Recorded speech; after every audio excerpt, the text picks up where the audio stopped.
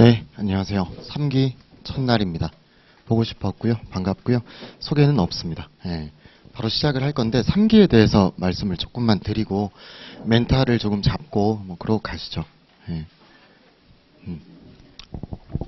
방학 때 1회독 하시면 엄청 잘한 거고요. 원래 이번 시점에서 1회독은 원래 전 과목은 안 돼요. 안 되고 저희는 암묵적으로 어떻게 진행을 할 거냐면 3회차까지는 웬만하면 평가 관리 안쪽에서 나올 겁니다. 안쪽에서 나올 거고 이슈는 웬만하면 안 내려고 해요. 그리고 4회차부터 6회차까지는 평가부터 아니 보상부터 이슈를 좀 포함할 거예요. 그러다 보면 어쩔 수 없이 3회차보다 4회차에서 6회차 넘어갈 때 범위가 훨씬 많으실 거예요. 그래서 공부를 하실 때 3회차까지 평가니까 누적복습 평가까지만 해야지 하시면 그 뒤가 채여요. 그 뒤가 채이니까 그렇게 짠 이유는 3회차까지 가시면서 좀 익숙해지고 암기가 좀 숙달될 거라고 믿어서 이렇게 조금 나눈 거니까 4회차부터 6회차를 미리 조금 대비를 하셔가지고 이제 3회차 끝났을 때쯤에 내가 보상 파트에 어느 정도까지 갔다든지 이렇게 좀 만들어 주시면 좋을 것 같습니다. 그리고 인사관리에 있어서 암기를 어떻게 할 거냐를 한번 짜보면 어쨌든 평가까지로 누적 복습 하실 거잖아요. 근데 원래 그래요. 원래 예를 들어서 우리 이번 2문이 공급 예측 기법 써보고 그러고 나서 뭐 차이점 어쩌고저쩌고 해봐라인데요. 이거 이전에 공급 예측 기법 써보고 그러고 나서 외부 방출 내부 방출 써봐라 이런 느낌으로도 한번 봤어요. 썼어요. 근데 그때 쓸 때보다 오늘 쓸 때가 퀄이 더 떨어질 겁니다. 그러니까 똑같은 내용을 써도 3기 때 원래 현출이 안 돼요. 그러면 시험장 가서는 2기보다 못 쓰니까 떨어지는 거냐? 그렇지 않다고요. 어차피 다전범이니까 어쨌든 2기보다 못 쓰는데 합격하는 게 우리 시험이에요. 그래서 그 부분에서 퀄을 걱정하실 필요는 없는 것 같고, 그리고 매 회차마다 이 등수의 폭이 조금 달라지는 것도 원래 3기는 자연스러운 현상입니다. 왜냐면 똑같이 내가 준비를 강강강으로 해올 수 있는 게 아니니까 거기에 어느 정도의 운이 작용하겠죠. 실전에서도 운이 작용하지 않습니까? 그래서 원래 그런 거구나라고 생각을 하시고 대신에 그 내 점수가 상중하에서 어느 정도 박스권에 해당하는지는 확인을 해주시면 좋을 것 같습니다. 그리고 이 동차생 분들 같은 경우에는 올해 엄청 어려웠죠, 그죠? 이 합격률이 22%뭐 이렇게 나왔던데요. 모르겠어요. 잘못 시험을 낸 건지 아니면 그들이 원하는 게 이제 다른 자격사처럼 1차를 그렇게 만들려는 건지 모르겠지만 뭐 동차분들도 그렇고 위회분들도 그렇고 붙으신 분들 입장에서는 그래도 어느 정도 뭐 좋은 현상이다 이렇게 생각해 주시면 될 것 같기는 해요. 왜냐하면 전년도에 어려웠거든요. 35% 정도 됐었고 올해가 한 22% 정도 되니까 기회일 수 있지 않나? 뭐 이런 생각을 하고 열심히 하면 좋을 것 같고요.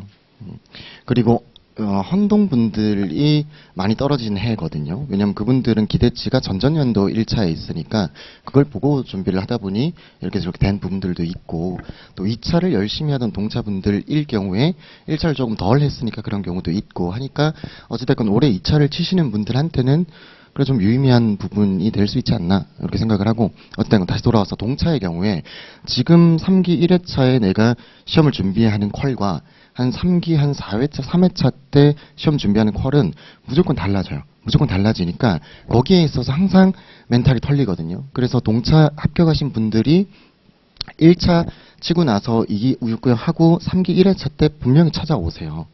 찾아오고 연락 주시고 하는데 원래 그런 현상입니다. 원래 그런.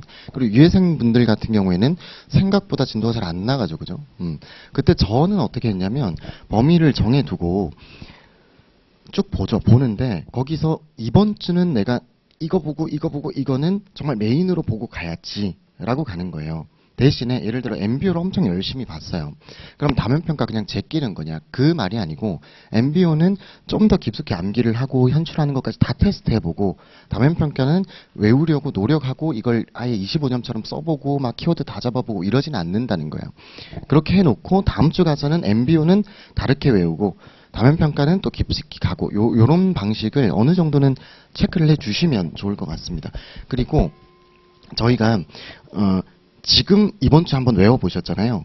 요 느낌 가지고 한 3기 3회차가 넘어갔을 때의 느낌은 분명히 차이가 나야 돼요. 차이가. 그걸 어떻게 봐야 되냐면 이번 주에 내가 암기했던 이 동일한 범위 내에서의 진도를 친 것과 그리고 다음 주에 동일한 범위 내에서 치는 게 속도가 달라져서 인사는 만 보니까 다른 과목을 좀 더 볼 수 있게 된다든지 혹은 인사의 다른 진도를 좀 넘어가고 있다든지 이런 이 나의 과정 속에서 발전이 사실 3기의 모의고사의 등수나 퀄보다 중요합니다. 그래서 그 부분을 좀 생각을 해주시면 좋을 것 같고요.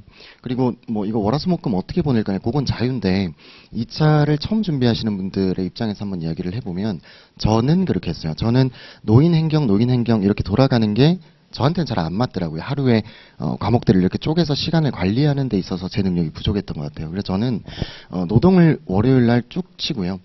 그러고 나서 인사를 화요일 날 쭉 보고요.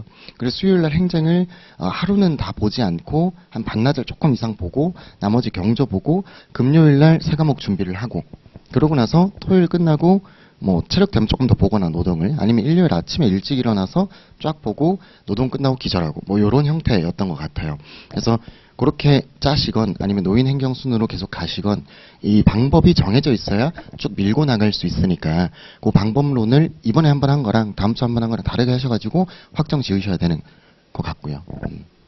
그렇습니다. 그리고 모의고사는 쭉 치셔야 돼요. 이게 죽이 되는 밥이 되는 오픈북 하든 쭉 쳐셔야 돼요. 그래서 한 번 써본 게 나올 수 있는 거잖아요. 나올 수 있는 거니까 그랬을 때 내가 쳐본 거랑 안 쳐본 거랑 천지 차이기 때문에 저도 전날에 잠을 잘 못 잤어요. 3기 1회차 때 늘 그렇고 그 3기에 들어오면 저도 굉장히 쫄이거든요. 그러니까 우리의 합격 일거보다 여기 안에서 나와야 된다라는 이 강박관념이 좀 있어요. 그럼 좋은 거니까. 그래서 저도 그걸 위해서 열심히 노력을 할 터이니 그렇게 가주시면 좋을 것 같고. 그 다음에 그 제 수업의 어떤 불만사항 중에 하나가 단톡방에 보니까 자료인 것 같던데 죄송한 말씀 하나 좀 드려보죠. 알아요. 많은 거 알아요. 원래 많았어요. 보면 원래 많았어요. 우리가 자료의 유형을 보죠. 유형을 보면 뭐 이렇게 설명을 드려야 되나 싶습니다만은 보세요. 브리타형이 하나 있고요. 그 다음에 이제 주력으로 주요하게 책에는 없지만 플러스 알파까지 챙겨줘야 되는 이슈가 있어요. 예를 들어 우리가 역량 관련해 가지고 보충 자료로 낸 다음에 거기 안에서 좀 더 깊게 들어가잖아요. 가점도 챙길 수 있고 나왔을 때 다 대응할 수 있게 가잖아요. 그래서 역량 모델링 분석할 때 타당도를 어떻게 검증할 거냐, 뭐 교차 타당도냐, 준거 타당도냐, 막 이런 것까지 가잖아요. 그러니까 그렇게 중요한 부분들은 챙겨주셔야 돼요. 얘는 사실 제 마음속은 X인데 칠판에는 3으로 적을게요. 이 정 안 되시면 제껴도 된단 말이에요. 그 부분은. 그리고 이게 있어요. 응용 문제. 응용 문제는 책에 다 있는 거예요. 책에 다 있는 거. 기본 내용들은. 거기서 한번 아이디어를 짜서 너가 한번 서술해봐라 라고 했을 때 답답하실까봐. 그러니까 우리가 대체도랑 마코프 분석은 열심히 외웠고 거기에 대한 비교라는 것을 실전에서 맞닥뜨리면 당황스러울 수 있고 답답할 수 있잖아요.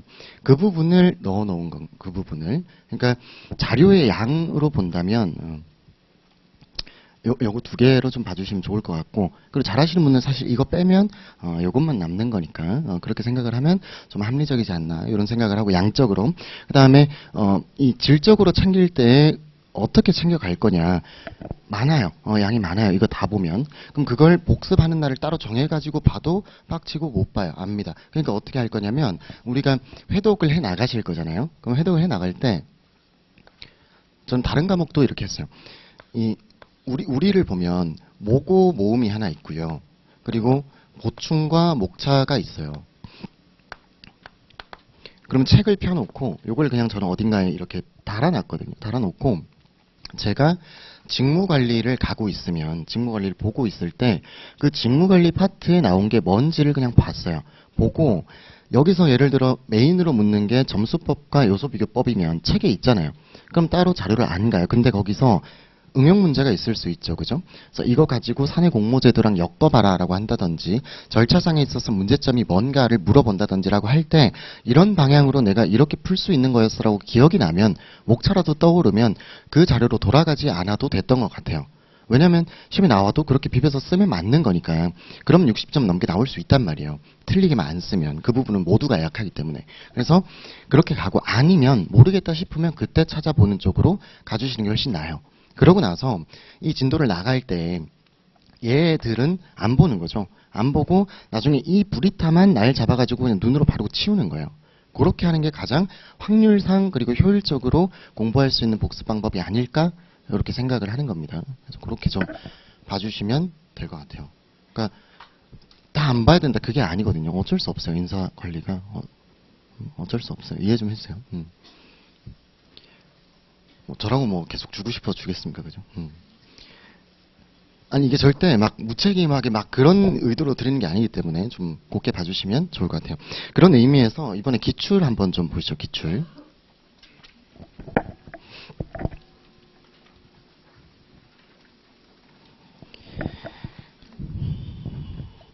네, 기출 보시면 1회, 2회, 3회, 4회 이렇게 회차별로 되어 있고요. 맨 나중에 가보시면은 확계평 보유방에서 어디에서 나왔는지를 보실 수 있게 만들어 놨고요.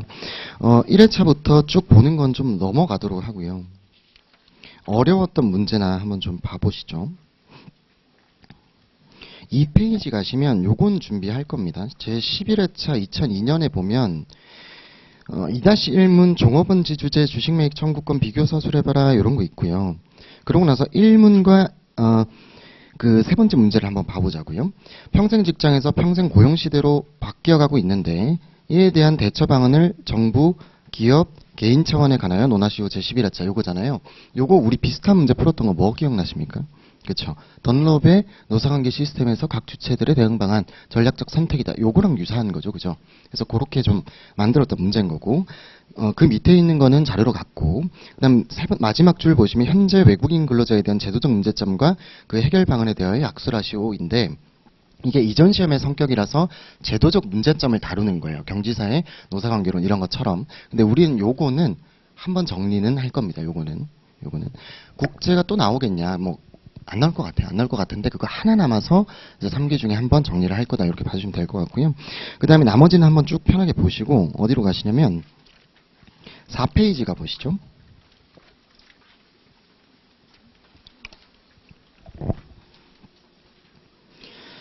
(4페이지) 가보시면 20회 한번 가보세요. 20회 1번 한번 읽어보겠습니다. 인적자원의 확계평 보유 등 5가지 기능별 영역에서 전통적 공동체 지향의 기업 문화를 계승하고 지식 정보화 사회에 대응할 수 있는 방안을 시스템적 관점에서 설계하시오 라고 되어 있어요. 이거 한번 고민을 한번 몇 초간 해보시면 되게 깝깝한 문제처럼 느껴진단 말이에요. 그래서 이런 거 나왔을 때 우리가 사고를 어떻게 가져갈 거냐 이런 거 한번 이야기를 좀 해보죠. 읽어보면 확계평 보유 넘어가고 전통적 공동체 지향의 기업 문화라고 하는 건 원래 없어요. 책에서 배운 적 없고 다른 교수님 기본서에도 없어요. 근데 그걸 계승하고 지식 정보화 사회에 대응할 수 있는 방안 이게 온구지신하자라는 느낌이죠. 그죠? 그러면 여기에 전통적 공동체 지향의 기업 문화라는 것 직관적으로 떠오르는 단어가 뭐가 있습니까? 그죠? 집단주의.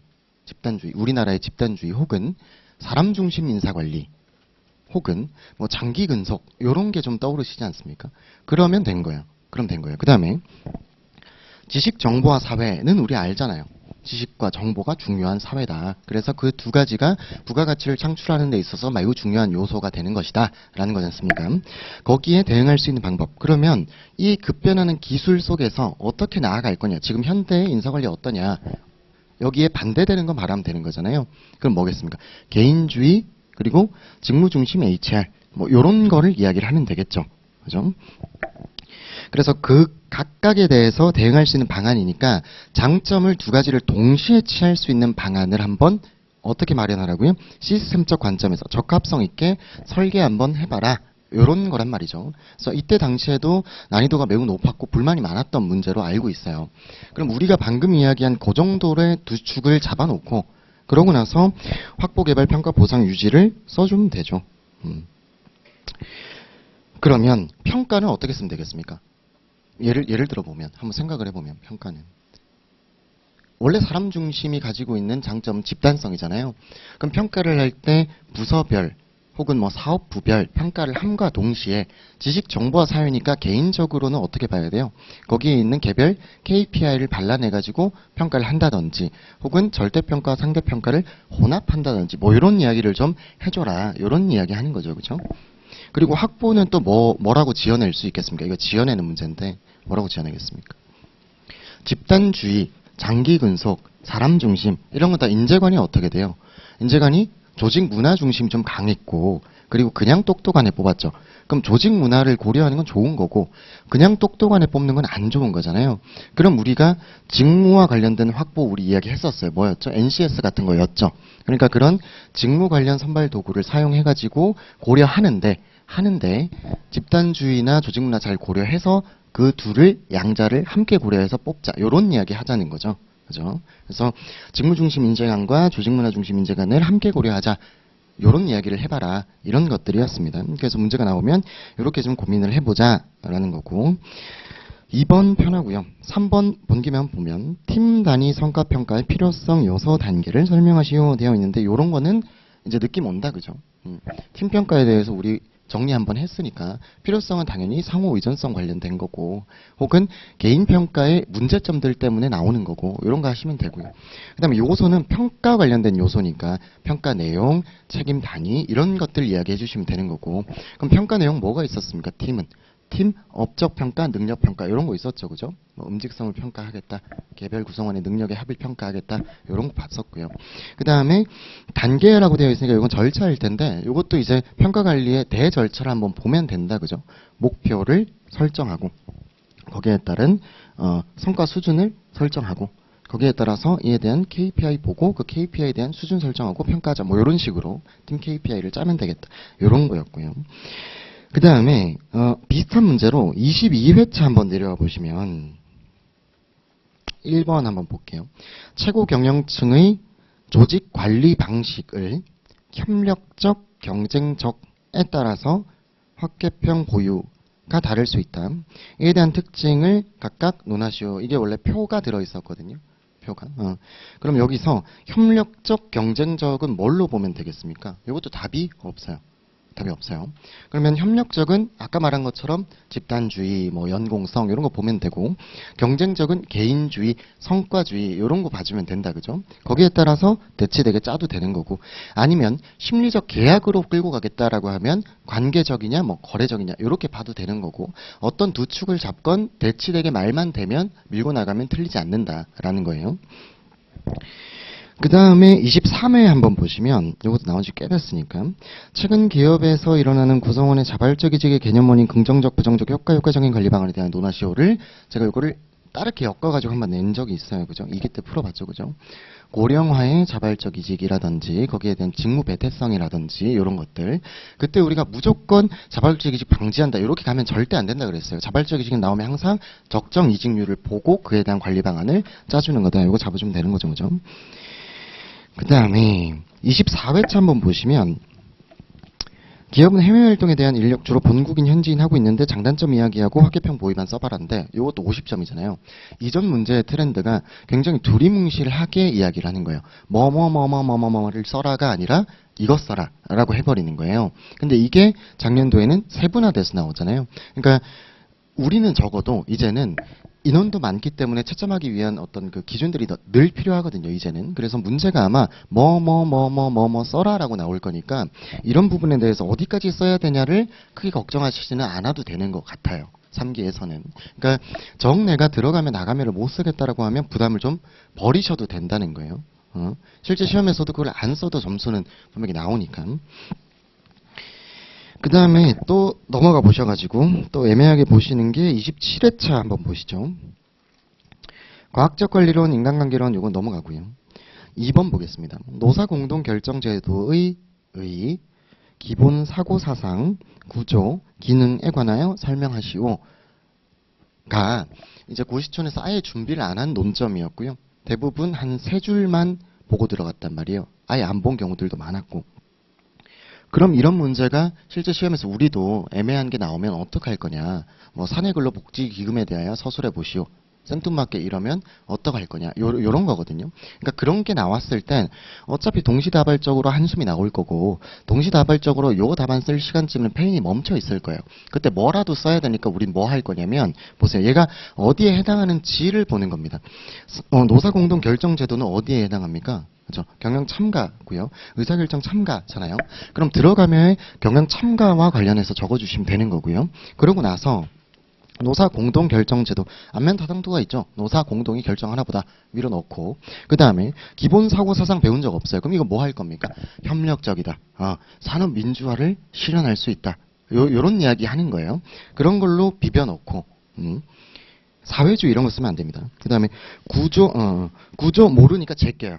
다 안 쓴단 말이에요. 그냥 제껴요. 그 다음에 기능 모르니까 경영 참가, 의사결정 참가의 장단점 있죠. 그거 가져오면 되는 거죠. 그러고 나서 치우면 점수가 잘 나와요.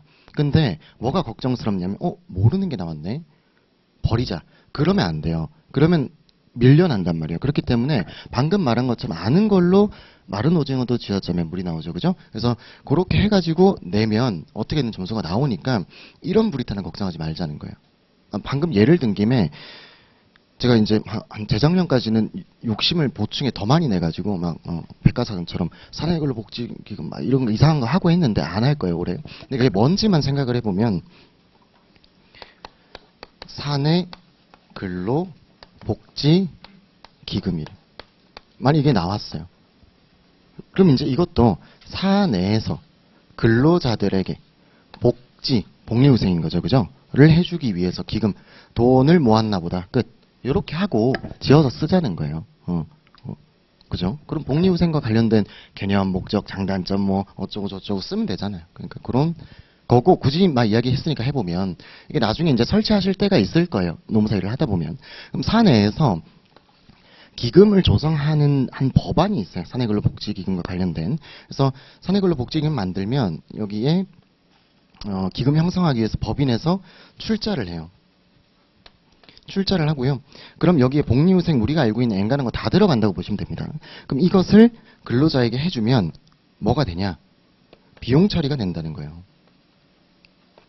근데 우리가 그냥 근로자에게 복리후생 제도를 마음대로 쓰려고 하면 세법상으로 비용 처리가 안 되는 송금 불산입되는 개정 항목들이 있어요. 근데 그걸 폭넓게 해줄게. 그리고 출자하면서 너희가 당해년도 법인세 깎아줄게. 뭐 이런 거 하는 거란 말이에요. 그러니까 굳이 알 필요 없는 거고 나오면 그런 거다라는 거예요. 그러니까 너무 브리타에 대해서 남들도 모르고 나도 모르는 브리타에 대해서는 크게 걱정하지 말자. 뭐든 자신 있게 비벼 쓰시면 된다라는 말씀을 드리고 싶었고요.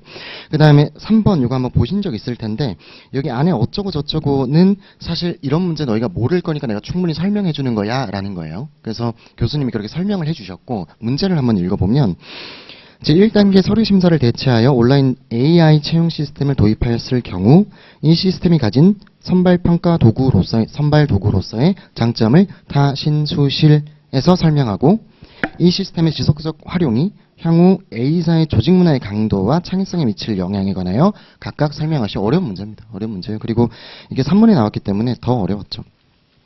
보면 이제 선발도구, 선발 일반론 쭉 까실 거고요. 그 다음에 온라인 AI 채용과 관련해서는 여기 위에 있는 문장들을 끌고 와서 이야기하시면 되는 거고요. 그러고 나서 타신수실은 답이 없어요. 답이 없죠, 그죠? 그러면 타당성 개념 적어주고 그 다음에 이게 내용 타당성, 구성 타당성 예측 현재로 검토하기 깝깝해요. 깝깝하니까 어떻게 하겠습니까? 우리가 AI가 채용을 하는 거니까 아무래도 개발을 수령한 데이터를 통해서 축적된 데이터를 통해서 만들어 놓으면 얘가 알아서 점검을 해가지고 어쩌고 저쩌고 해서 좋아질 거야. 신뢰성은 평가자가 하는 게 아니니까 신뢰성 오류가 없어서 좋아질 거야. 수용성은 뭐라 할 수 있어요? 그냥 그 결과치를 구체적 피드백으로 점수 분포 어쩌고 해가지고 줄 수 있으니까 좋아할 거야. 실용성은 뭐야? 최초에 만드는데 돈이 많이 들겠지만 지속적으로 활용한다 그랬으니까 이제 알아서 할 거니까 돈 별로 안 들 거야. 사람이 검토 안 해도 돼. 뭐 이런 거 해도 되는 거고 아니면은 우리가 일반론에서 뭘 이야기했겠어요? 단계적 제거법, 종합적 평가법 이런 거 이야기했을 수 있잖아요.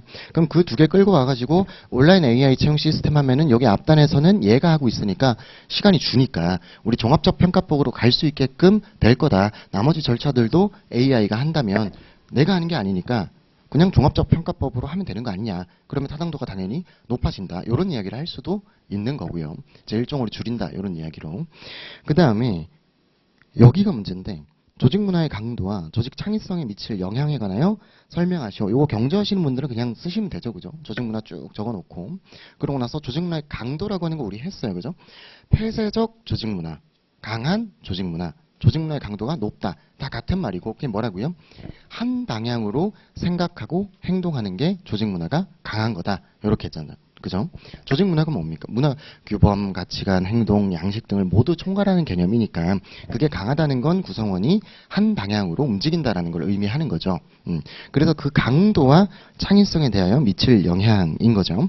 그러면 다양한 답이 있을 수 있어요. 있을 수 있는데 통상적으로 많이 썼던 건 AI니까 편견이나 혹은 신뢰성 오류 같은 것들이 안 들어갈 거야. 그러면 당연히 자연스럽게 다양한 사람들이 모일 수 있어. 그러면 조직 문화의 강도는 떨어질 거고 내면적 다양성이 높아지면 창의성에는 정의 관계를 갖는다고 했으니까 더 좋아질 거야. 이렇게 이야기를 하기도 하고요. 혹은 반대로 AI를 잘못 설계한 경우에는 계속 비슷한 사람만 뽑게 되더라. 그래서 비슷한 사람만 모이고 나머지 사람들이 나간 이게 AS의 이론이라는 게 있어요. 그래서 그런 식으로 돼서 강도가 높아지고 창의성은 떨어질 거야. 로 가건 답이 정해져 있는 문제는 아니었다는 거죠. 그래서 어찌됐건 이렇게 좀 검토를 하자라고 보시면 되겠습니다. 그 다음에 나머지 것들은 그래도 한번 신중히 좀 보시고 이렇게 풀면 되겠구나의 느낌을 좀 잡아보셨으면 좋겠습니다.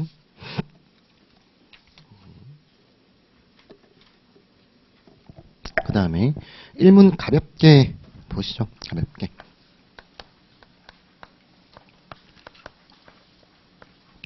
이 문제는 만들어 놓고 재작년까지만 활용을 했었던 것 같거든요. 근데 교육훈련 나온 지가 좀 돼가지고 그래도 한번 보는 차원에서 하자 이런 느낌입니다.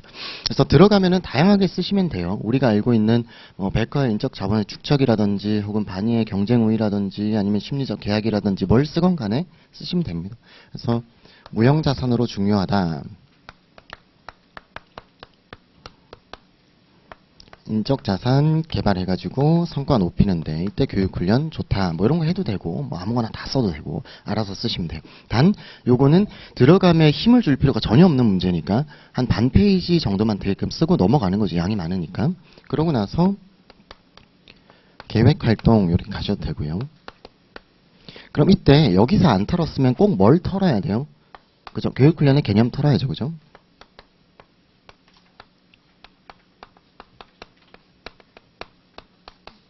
그래서 교육훈련의 개념 적어주시고요. 개념 뭐예요? 성과, 조직 유효성을 높이기 위해서 구성원의 KSA를 높이는 체계적인 활동이다. 이거 적어주시면 되고 그러고 나서 교육훈련 시스템을 관리적 차원으로 본다 그랬으니까 우리는 플랜 2C로 이야기를 할 거야 라고 하시면서 시간이 없으시면 요 플랜 2C가 각각 교육훈련 시스템에서 뭐에 해당하는지만 언급만 해주시든가 아니면은 시간이 되시면 각각 좀 적어주시던가 하시면 되겠죠. 그죠? 계획은 뭡니까? 필요성을 분석하는 거죠. 그죠? 필요성 분석하고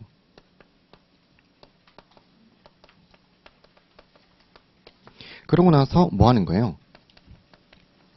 설계, 계획 세우는 거고요. 그 다음에 실천 같은 경우에는 실행 설계하고 실행하는 거죠. 그죠?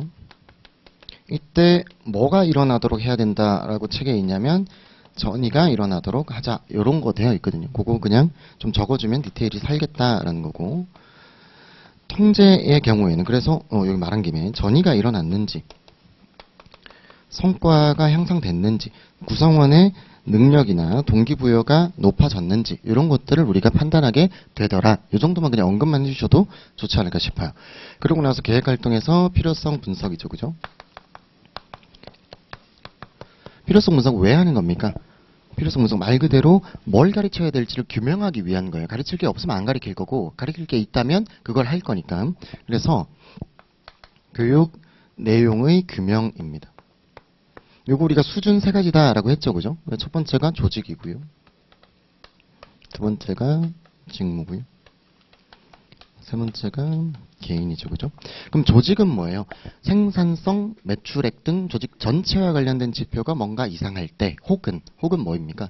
조직 문화가 이상할 때 그때 하더라 라는 거고 얘는 뭐예요? 새로운 직무가 생겼을 때 혹은 새로운 기술 변화로 새로운 자격 요건이 필요할 때 알려주는 거다라는 거고 얘는 두 가지죠. 그죠? 얘는 뭐예요? 인사평가를 얘 혼자 못 받아가지고 능력이 부족하더라. 요거 하나가 있을 수 있고 혹은 동기부여나 경력 정체나 이런 부분 때문에 문제가 될 수 있고 그래서 그를 파악하겠다라는 거고요. 그러고 나면 우리가 필요성 분석 기법 요거 보지 않습니까? 그죠? 기법. 그래서 기법을 다 쓰지 않더라도 언급은 해주시는 게 좋지 않을까 싶어요. 이게 첫 번째로 자료조사법부터 시작해서 자작, 질전, 면대리였죠. 그죠? 자작, 질전, 면대 6개. 써주시면 되죠. 그래서 제일 좋은 건 여기서 힘을 주면 뒤에서 힘을 못 주거든요. 그래서 여기 힘을 줄 건지 혹은 뒤에 다른 곳에 뭐 교육훈련의 평가라든지 혹은 참가자 별이라든지 어디에 힘을 줄 건지 힘은 하나는 주셔야죠. 분량이 8페이지는 넘어야 되니까. 여기 힘 준다 그러면 개념, 사용하는 상황, 장점, 단점 이렇게 써주시면 되는 거잖아요. 그죠? 그렇게 써주시고 그러고 나서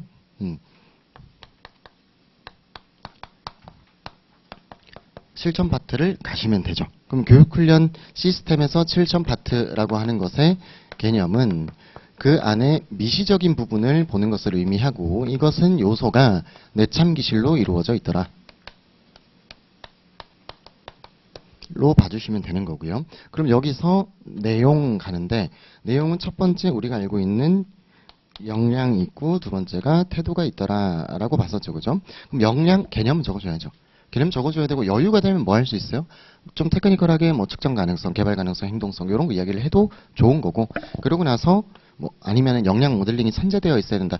이런 그 하나의 단어만 조금만 얹어줘도 보통 남들이 안 얻는단 말이에요. 그러니까 이게 가점이 되는 요소들이니까 그런 거 좀 하나라도 얻는 거를 지향하자라고 봐주시면 되고 그래서 공통 역량, 기능 역량, 뭐 직무 개인 역량 요거 나눠서 쓰셔도 되고 그 다음에 태도 같은 경우에는 호의적이냐 비호의적이냐에 대해서 직무 만족과 조직 몰입이더라.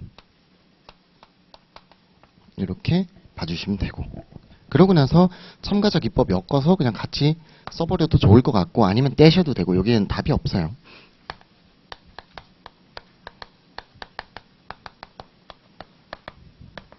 첫 번째 나올 수 있는 게 신입사원인 거잖아요. 그럼 이 신입사원을 교육훈련하는 목적이 뭐냐 이렇게 하면 되겠죠. 그죠? 목표 당연히 조직사회화다. 그래서 조직사회화의 개념과 의의를 적어주시면 되지 않습니까? 그래서 조기에 정착해서 장기근속 유도하고 돈 벌려고 하는 활동인 거고 그래서 뭐 하냐? 기법을 써주면 되죠. 그죠? 그래서 OT를 한다, 멘토링 한다, 코칭 한다, OJT 한다 다 쓸 수 있는 거니까 그런 것들을 하더라 적어주면 되는 거고요. 그럼 여기서 힘을 안 준 사람은 여기라도 기법을 몇 개를 따로 소목차로 떼가지고 힘을 준다든가 해서 교수님이 매길 때 그래도 이 부분에 얘는 힘을 줬으니까 여기에 배점을 주자라는 걸 만들어줘야 돼요. 물론 올해 시험은 이전부터 뭐뭐뭐 써라가 나올 것 같기는 해요. 같기는 한데 예전 스타일로 나오면 그런 부분의 테크닉이 필요했다라는 거예요. 그 다음에 작업층이 있죠. 작업층은 목표가 뭡니까? 기술의 연마죠. 그럼 이 기술의 연마를 할 때 필요한 기술의 수준이 각기 다를 거다라고 해서 어떻게 할 수 있어요? 미, 준, 고 숙련층이라고 하든가 혹은 저성과자, 고성과자 하든가 뭐 이렇게 나눠가지고 각기 다를 수 있다 해놓고 포인트는 기술적 연마고요. 그럼 기법은 도제 제도냐 OJT냐, OFJT냐, 직업학교 훈련이냐 뭐 다 적으면 되는 거고 그 다음에 관리자 쓰시겠죠. 그죠? 요거 한번 나왔죠. 목표 관리자라고 하는 사람들이 하는 일들이 되게 많더라. 개주지소통이라고 봤을 때 중요하더라. 이야기해주면서 여기에는 상, 중, 하위 관리층으로 나누었을 때 카츠라는 하자가 그 분류를 해서 필요한 주요 능력을 발라냈더라. 요거 이야기해 주시면 되지 않습니까? 그죠? 그래서 개념적 능력이냐, 인간관계냐, 의사결정, 죄송해요. 기술적 능력이냐, 세 가지로 보고 인비사, 역행교, 대코청 이렇게 봐서 넣으면 되는 거죠. 그죠? 그걸 일일이 다 설명할 필요는 없는 거고. 그래서 기법 이렇게 가지고 그러고 나서 실시사를 적거나 안 적거나 이렇게 보시면 될 것 같아요. 그 다음에 평가 해가지고 평가도 교육훈련 시스템에서의 평가의 개념과 의의는 적어주셔야 되지 않을까 싶습니다. 이거 왜 하는지를 적어줘야 된다는 거예요. 왜 하는 거죠? 의사결정자에게 정보를 제공하려고 교육훈련 담당자에게 정보를 제공하려고 참가자에게 네가 잘했는지 못했는지 정보를 제공하려고 이렇게 보시면 되겠죠, 그죠? 그 다음에 계획 활동의 피드백 루프로서 기능하려고 이런 것들을 동그라미 1, 2, 3, 4로 간단하게 적어주고 그 다음에 거시 미시로 나눌 수 있잖아요. 거시적 접근법이라고 하는 것이 뭡니까? 투입, 변환 과정, 산출로 봤을 때 투입, 변환 과정에서 변환 과정을 하나의 블랙박스로 보고 전체 단위로 평가를 해보려고 하는 것을 의미하더라 라고 하면서 여기 뭐가 있어요? 비용 비교 분석이 있고요. 비용 편익 분석이 있죠, 그죠? 그래서 요거 개념 그리고 어떻게 분석하는지 장단점 이렇게 적어주는 거고 얘도 적어주는 건데 여기서 힘을 안 준 사람은 어디서 힘줘야 된다고요? 여기서 힘줘야죠. 그럼 힘줄 수 있는 건 뭐예요? 여기잖아요. 화폐적 가치로 환산하는데 할인율을 적용하고 어디를 편익으로 볼 거고 이런 걸 논의하지 않습니까?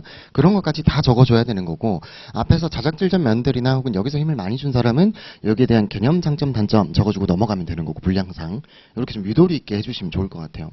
그래서 이번에 채점도 그런 관점에서 입각에서 조금 유연하게 할 겁니다. 그러고 나서 미시적 평가는 내 참기실이 있죠, 그죠?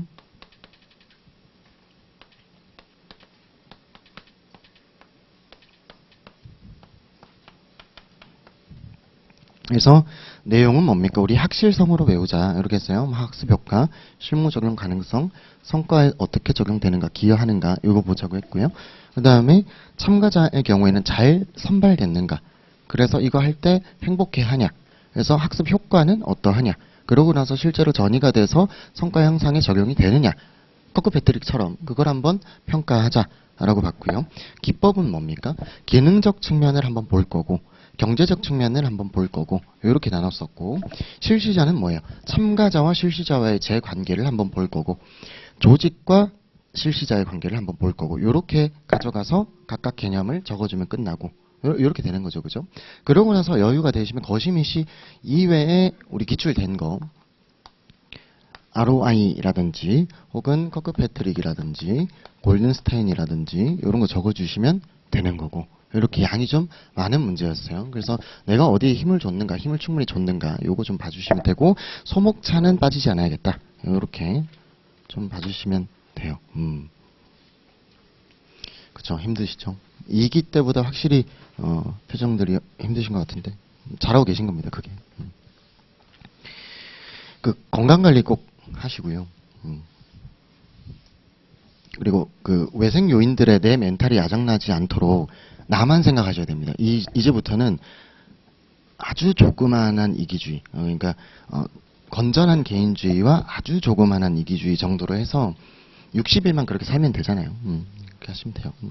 스터디가 나랑 안 맞다. 꺼져라. 바로 이렇게 가는 거고. 여친 남친이 힘들게 한다. 꺼져라. 가는 거고. 도움이 된다. 있어라. 하는 거고. 뭐 그런 식으로 좀 전제적인 성향을 좀 띄워주실 필요가 있습니다. 그 다음에 이문 보면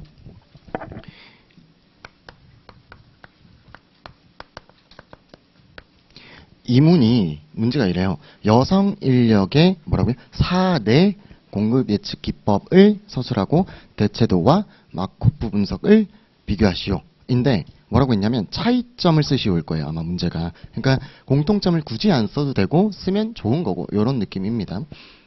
그럼 들어가며에서는 우리가 여성 관련한 이야기를 하고 있으니까 내가 들어가며 여성 썼는지 안 썼는지 한번 보세요. 그러면 여성 인력에 대해서 문제가 우리 두 가지로 나눴었죠. 그죠? 그렇습니다. 저활용이랑 성차별이에요.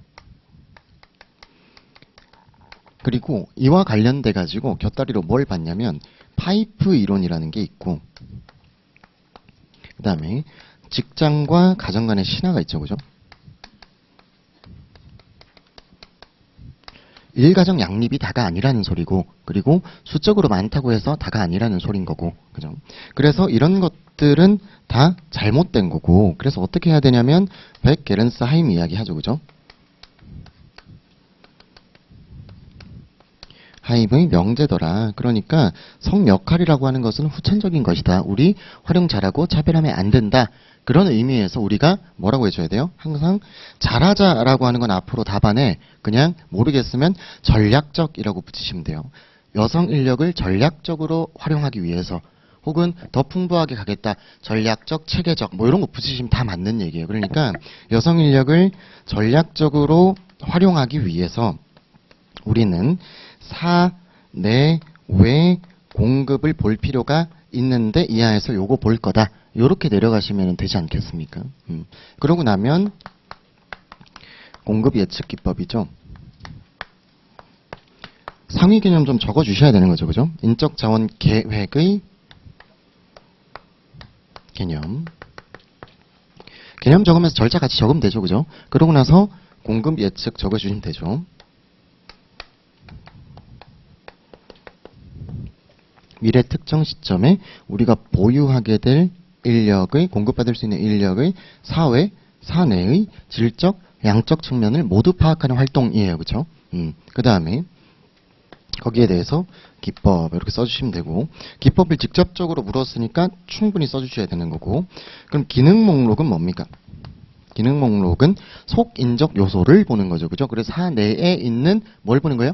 여성 인력이 가진 학력, 능력, 경력 등등등을 보는 것을 의미하는 거고 이거 HRIS와 같은 것들로 확인할 수 있는 거고 그 다음에 대체도는 뭡니까? 대체도는 공석이 된 직무에 누가 올라올 것인가 라고 하는 동태적인 분석이 가능한 건데 이게 어떤 의미에서 중요해요? 동태적 분석이 가능하다는 건 기업이 실제로 공석을 메꿀 때는 희망자가 가는 게 아니고 빈자리가 메워지는 형태로 가잖아요. 기업의 의사결정에 따라서. 그러니까 그것을 동태적으로 확인할 수 있는 게 대체도이다 라고 개념 적어주면서 뭘 적어야 되는 거예요? 거기에 있는 정보가 두 가지인데 하나는 승진 가능성, 하나는 인사평가다. 그래서 인사평가는 과거의 업적을 고려하는 것이고 승진 가능성은 뭡니까? 앞으로의 잠재력을 고려하는 것이다. 이 잠재력은 통상 상급자가 고려하더라. 이렇게 해주시면 되겠죠. 그러고 나서 여성 인력에 대해서 뭐라고 할 겁니까?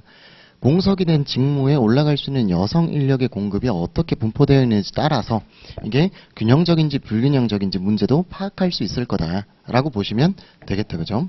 그 다음에 마코프입니다.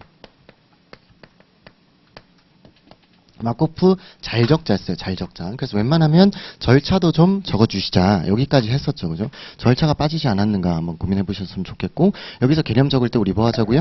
전이 행렬이라는 것의 개념을 좀 적어주자. 그래서 상호 베타적인 이동 가능성을 모두 나열해가지고 과거의 데이터를 통해서 이동 확률을 보고 그래서 연초 타임 1과 타임 2 를 예측할 때 타임1과 이동 확률을 곱해서 나타나게 되더라. 뭐 이런 거 적어주면 되는 거였죠. 그죠? 그래서 거기에 대한 장단점이 어떻게 되느냐. 이것도 적어주시면 되겠죠. 그죠? 뭐 시뮬레이션이 가능하다. 뭐 단계적 예측이 좋다. 뭐 장기적 예측이 좋다. 뭐 어쩌고 있죠. 그죠? 그래서 그거 좀 적어주시고. 그래서 여성 인력이 타임1에 몇 명이 있는지를 보고 이동 확률 곱해가지고 나오더라. 이렇게 보시면 되는 거고요. 그 다음에 대체도와 마코프를 비교하라. 차이점을 써봐라. 이렇게 나왔어요. 당연히 첫 번째로는 그거 쓰시대요. 그 동태적이냐, 뭐 정태적이냐, 이거 쓰시더라고요. 좋은 것 같아요. 그거 쓰는 겁니다. 그래서 분석 목적을 한번 보면 대체도는 뭐 한다 그랬어요? 우리 그 필기했었거든요. 그 책에다가 업무의 연속성 이런 거 했었죠. 그죠? 업무의 연속성 성을 담보하고자 보는 거고요. 그 다음에 두 번째로 마코프 같은 경우에는 뭐 하는 겁니까? 이동 패턴을 보려고 하는 거잖아요. 이동 패턴.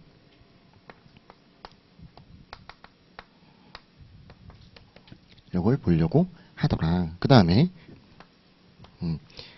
분석 방법을 한번 볼까요? 대체도는 어떻습니까? 누가 1등이다. 누가 2등이다. 뭐 하는 거예요? 서열을 매기는 거예요. 그러면 업적 평가와 승진 가능성 누가 판단한다고요? 상급자가 잠재력에 대해서 판단한다는 거예요. 그럼 어때요?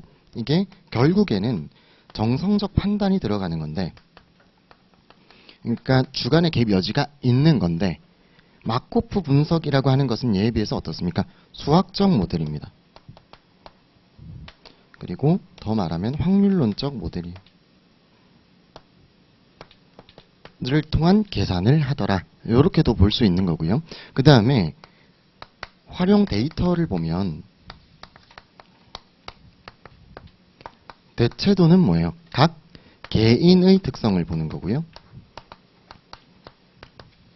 그 다음에 마코프는 지난 과거의 이동 데이터를 보는 겁니다. 그 다음에 네 번째로 시간적 관점으로 봐보면 대체도는 당장 떠났을 때 누가 채울 거냐라고 하는 단기적 시각이고요. 얘보다는 그래도 마코프는 장기적 시각이라고 볼 수 있습니다. 아주 장기적 예측을 못하겠지만 얘에 비해서 장기적이다. 단중이지만은 어찌됐건. 그래서 요렇게 하고 그 다음에 여러분들이 쓰신 정태, 동태도 쓸 수 있는 거고 그런 거죠. 그래서 원래는 5개 물어봐라 라고 하고 싶었지만 화내실까봐 3개 이렇게 한 거거든요. 근데 이게 교수님들이 비교를 해놓은 표가 있는 거냐? 그렇지 않아요. 그렇지 않고 그냥 만든 겁니다. 만든 거. 그러니까 그냥 만들어도 있어 보이잖아요. 무슨 말이냐? 우리 문제도 교수님 기본서에 비교는 없어도 그냥 만들 수 있다고요. 그래서 3기 때는 그런 걸 많이 고민해보고 한번 좀 풀어보고 요렇게 갈 겁니다. 문제가 좀 밖에 있는 것들보다는 예를 들어서 뭐 직무 분석과 역량 분석을 비교해봐라. 할 수 있죠. 할 수 있는데 안 써면 깝깝하고 이런 거니까 그런 걸 한번 해보려고 하는 게 3기다. 이렇게 좀 생각을 해주시면 좋겠습니다.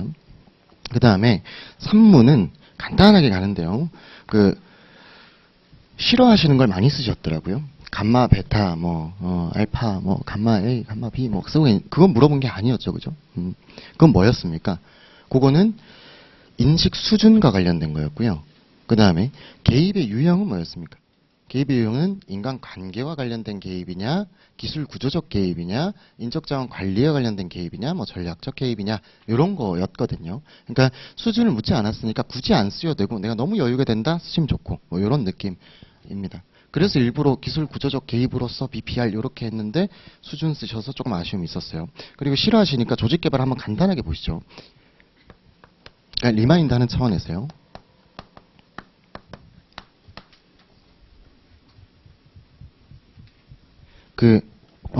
바쁘셔서 못 보실 것 같은데 백종원 있잖아요. 백종원이 유튜브 하거든요. 니마 시장을 가지 마온가 모르겠네. 아무튼 맛집 돌아다니고요. 그래서 맛있다 이렇게 하는 게 있고, 그다음에 해외 맛집 돌아다니면서 맛있다 하는 게 있고, 맛없다 하는 그 채널이 하나가 있어요. 그게 뭐냐면 내꺼 내먹이거든요. 여기 회사가 뭐죠? 더본 코리아? 근데 개인적으로 왜 하지 싶은데 생각을 해보니까 얘들이 제 생각에는 IPO 준비하려고 한다는 소리를 제가 어디서 곁다리로 찌라시 같이 들은 것 같아요. 근데 요새 주식 상장할 때 형식적 요건만 심사하는 게 아니고 실질적 요건을 심사하거든요. 대표가 지금 배부르고 등 따신데 굳이 상장사 될 필요가 있는가? 그래서 윤리 경영하고 있는 이것도 실제로 파악을 하고요. 그래서 놀고 먹는 데 치중하고 있지 않은가라고 한단 말이에요. 그래서 IPO 심사할 때 대표실 들어가지고 골프레인 깔려 있는지 한번 보고, 의자가 얼마나 푹신한지 이거 한번 보고, 모니터가 얼마나 작은지 보고 이런단 말이에요. 그래서 그런 의미로 요거를 좀 하시나? 제 그냥 어떤 그런 생각을 해보기도 했는데, 이게 뭐 하는 거냐면 여기서 유명한 거 아시는 거 뭐 있어요? 그죠? 홍콩 반점.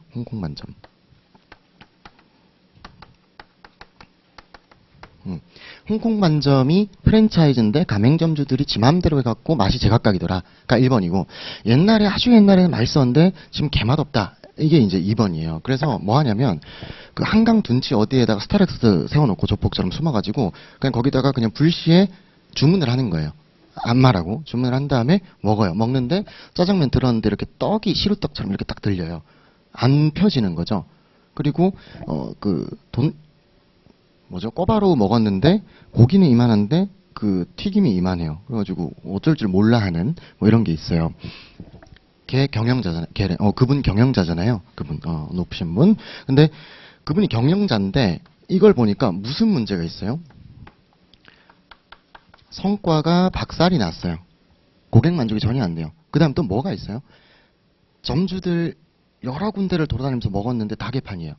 전화를 해봐도 저는 시키는 대로 했는데요. 본사 레시피대로 했는데요. 이러고 있어요. 뭐가 문제예요? 그렇죠. 태도가 문제예요. 뭐 해야 되는 거예요, 그러면? 개발해야죠.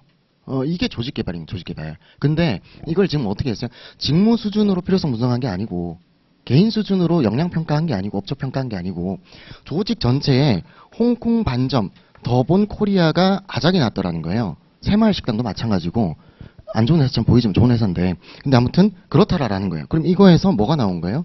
조직 개발의 필요성이 나온 거예요. 그게 개념입니다, 개념. 그래서 첫 번째로 개념은 뭐냐면 두 가지라 그랬어요. 조직 전체와 관련된 지표의 위기가 있거나 혹은 개인의 인식 수준을 변화시켜서 조직 문화를 바꿔야 되는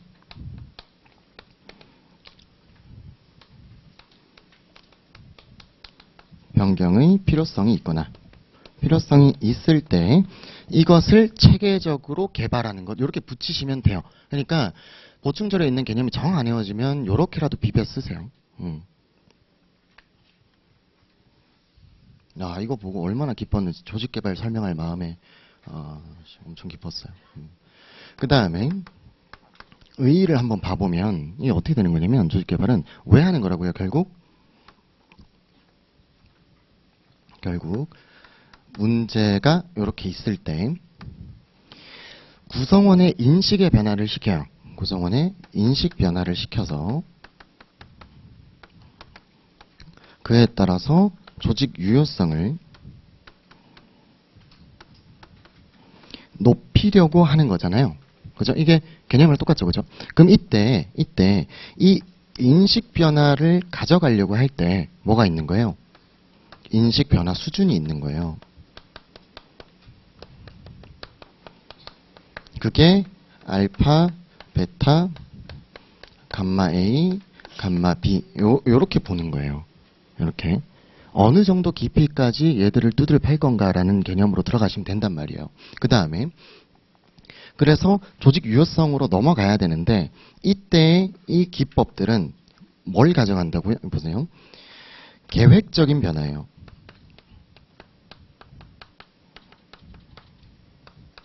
행동과학적, 인지과학적인 근거를 가지고 계획적으로 변화를 시켜서 이거 하려고 하는 거라고요.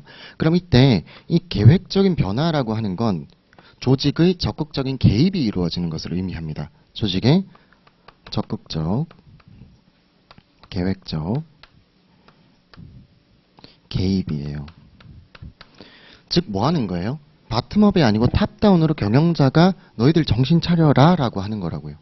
그래서 삼성의 이건희 뭐 저저 하실 때 뭐 독일의 프랑크푸르트인가 뭐 어디 다 불러가지고 뭐 저저 하는 릴스가 막 돌아다닌다고요. 거기 보면 변할 사람 실패할 사람 실컷 뭐 어쩌고 저쩌고 해라. 뭐 대신 뭐 바짓가랑이만 잡지 마라 막 이렇게 연설하는 게 있어요. 인상 깊어서 저도 종종 보는데 그런 게 다 불러놓고 정신 차려라 요거 하는 거라고요. 됐죠, 그죠?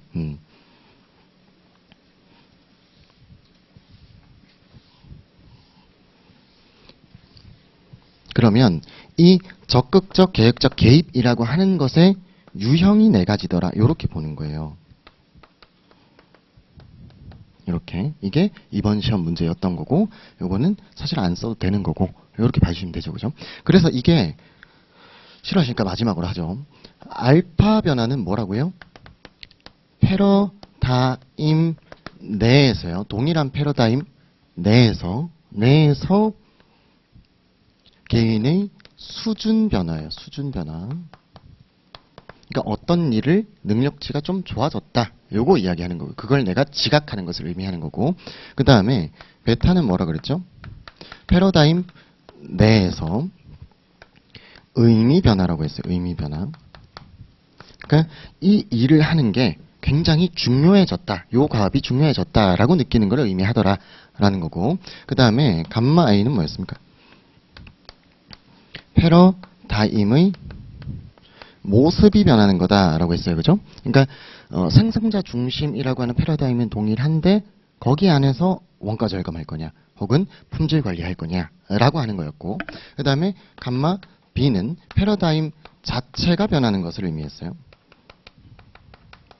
그러니까 생산사 중심이 아니라 고객 중심으로 바뀌는 거니까 더 많이 바뀌겠죠, 그죠? 구성원들의 뇌 구조가 이렇게 보는 겁니다. 그래서 실제로 어디 갔어? 여기 홍콩 만점 뭐 했냐면은 거기에 이제 점주들이 마음대로 하니까 짜장면이 만들기 생각보다 어렵잖아요. 적정한 기름에 고기를 볶고 춘장을 튀기듯이 볶고 뭐 어쩌고저쩌고 하고 면 삶고 면을 뭐 찬물에 잘 털어야 전분기가 안 남아 있고 뭐 이런 게 있단 말이에요. 그러니까 그걸 제대로 안 하니까 매뉴얼을 다시 만들어요. 그래서 그 매뉴얼에 있는 그림을 열심히 만들어요. 그림을. 그래서 그거 보고 할 수 있도록. 근데 잘 안 보니까 이게 얼마나 중요한지를 뇌 속에 인식해 주려고 본사 차원에서 모니터를 주방에다 다 달아요. 굴한 줄 알았는데 진짜 달았더라고요. 그러니까 주방 안에 웍을 볶는데 여기에 계속 짜장면의 레시피가 24시간 돌아가요. 끌 수도 없어요. 본사 지침상. 그러니까 그렇게 되면 어떻게 되겠어요? 이렇게 하니까 잘해지는구나. 그러니까 이 지금 볶는 과정 이렇게 이 전체 완성도에 중요하구나. 그리고 내가 편하는 게 아니고 내가 고생해야 된다. 그래야 고객 만족도가 올라간다라고 이야기를 하고 있어요. 그러니까 생산자 중심이 아니라 고객 중심으로 변화하는 거예요. 이런 것들이 일어난다. 이렇게 봐주시면 되는 거예요. 그래서 마지막으로 정리를 했고 외워주시라. 정 싫으시면 이거 안 외우셔도 되고 요거 어떻게 하는 건지 유형들만 좀 봐주시라. 이런 겁니다. 카톡이 많이 오길래 꼭 외워야 되나요? 답하기 좀 어려워요. 꼭 안 외우셔도 됩니다. 그러기 좀 어려워요. 그 다음에 나온 게 BPR인데 요거는 책에 있는 거대로 쭉 써주시면 되고, 그래서 요거 고민을 했습니다. 점진적 변화와 급진적 변화를 쓸지 아니면 요렇게 쓸지 이런 거였습니다. 그래서 들어가면 한번 편하게 보시고요. 교육훈련 시스템 계획 실천 통제 적어는 주자, 그다음 필요성 분석의 키워드 밑줄 쳐놓고 다 적자. 그다음 저는 힘을 다 줬어요. 이 중에 뭐라도 좀 쓰세요. 그 중에 하나만 힘 주시면 돼요. 그래서 필요성 분석 기법의 자각질 장면들을 이렇게 힘을 주거나, 혹은 역량 태도에서 태도를 보면 직무 만족 조직 몰입을 설명을 하거나, 아니면 힘을 줄 때 참가자 기법으로 나눠서 목표와 기법으로 나눈 것을 쭉 쓰거나, 그래서 관리층에 힘을 많이 주셨더라고요. 그거 잘하신 거고, 아니면 평가에 있어서 비용 비교, 비용 편익, 내참 기시를 각각 다 이렇게 늘려서 쓸 거냐, 이거 다는 못 쓰는 거고 여기서 힘을 알아서 하시면 되더라라는 거고요. 그 다음에 여기 들어가면 보면 여성 인력 나오면 나중에 뒤에 파이프 이론이라든지 혹은 직장과 가정 간의 신뢰를 쓸 일이 없을 것 같으면, 혹은 바쁘시면 지금 들어가면처럼 이렇게 그냥 써버리세요. 그리고 유리천장 이야기하면서 유리벽 이야기하면서 2차 유리천장 이야기하면서 그냥 확개평 보유방 이렇게 하시면 돼요. 그래서 여기 보면 첫 번째 줄에 지식정보 사회가 도래함에 따라 육체적 능력, 성별보다 이런 것들이 중요해졌다. 그렇기 때문에 성차별 저활용의 문제에 직면해 있으면서, 네 번째 줄 파이프라인 이론, 직장과 가정 간의 신화의 고정관념을 탈피하지 못한 것으로 보인다. 지금이라도 넘어가죠, 그죠? 기업들은 성역할이랑 생물학적인 차이보다는 행사되어지지 않는 사회적인 사실들이라는 것에 백기련 사임의 명제에 따라 이렇게 하여야 한다. 그래서 전략적으로 잘 활용하자. 이렇게 넘기시면 될 것 같아요. 그 다음에 개념과 절차 책에 있는 거 그대로 가져왔고요. 공급 예측 책에 있는 거 그대로 가져왔고요. 그 다음에 3번 내부 노동시장의 여성인력 공급 예측이라고 해서, 여성인력의 공급을 예측하기 위해서는 우선 사내 내부적으로 공급받을 수 있는 여성인력을 파악하여야 한다. 현재 조직에 종사하고 있는 여성인력의 수, 자격 요건 파악해서 확인하고 여성인력의 변동이 어떻게 이루어질 것인지에 대해서 파악이 필요하니까 이하 서술하겠다. 이렇게 봐주시면 돼요. 그래서 기능 목록, 그래서 여기에는 여성인력의 공급 관련한 문장이 들어갔는가의 점수를 따로 배점하도록 설정했습니다. 대체도도 책에 있는 거 그대로인데 각각 거기 보면 마지막에 검토를 하고 있어요. 기능 목록은 12페이지에 위에 보시면 맨 마지막 줄에 여성인력이 지닌 속인적 개별적 정보들을 확인하여 적극적으로 활용할 수 있다라고 적어놨고, 저는 대체도 같은 거 보시면 동그라미 2번 장기 근속을 전제로 하는 기업에 중요하고 이를 통해 공석이 발생한 직무에 공급할 수 있는 여성 인력을 활용할 수 있다라고 했고, 마커프 분석은 제가 빼먹었습니다. 그래서 이건 죄송하고 좀 적어주세요. 초기의 직무의 여성 인력과 거기에 대한 이동 패턴을 보면 돼요. 초기 직무별 여성 인력의 수에다가 전이 행렬을 곱하면 예측하고자 하는 뭘 볼 수 있어요? 여성 인력의 이동 패턴과 공급을 예측할 수 있어요. 요거는 근데 제가 빼먹은 건데 문장을 왠지 모르겠지만 근데 이게 왜 중요합니까? 이동 패턴이 왜 중요할까를 한번 생각을 해보면 여성 인력 같은 경우에는 어찌됐건 출산과 육아를 담당하잖아요. 본인이 임신을 해야 되고 출산 전유휴가 가야 되고 육아휴직 쓸 수 있고 이런 부분들이 있잖아요. 그러니까 그런 것의 이동 패턴까지도 어쨌든 확률상으로 포함이 되어 있으니까 그 부분도 볼 수 있다는 장점이 있기는 해요. 그죠?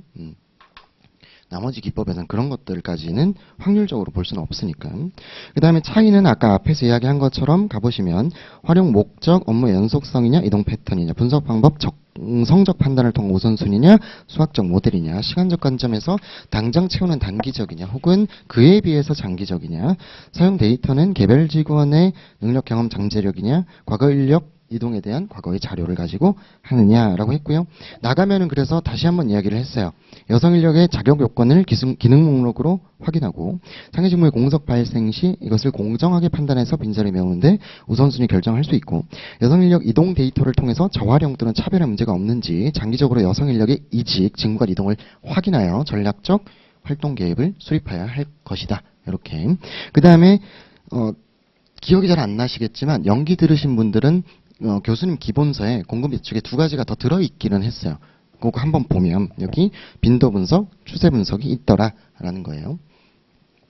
특정 시점에서 발생하는 사건의 수를 가지고 어떤 변수의 경향을 찾아내는 것. 그래서 이와 유사하게 가져가는 게 추세 분석. 그래서 공급 예측할 때 이직률, 입직률, 결근율, 생산성의 변화에 과거에 대한 자료에 의한 변화 추세를 찾아서 이거 수요 예측이랑 똑같죠, 그죠? 그러니까 그냥 그대로 적고 넘어가셔도 되고 안 적어도 되고 보시면 될 것 같고요.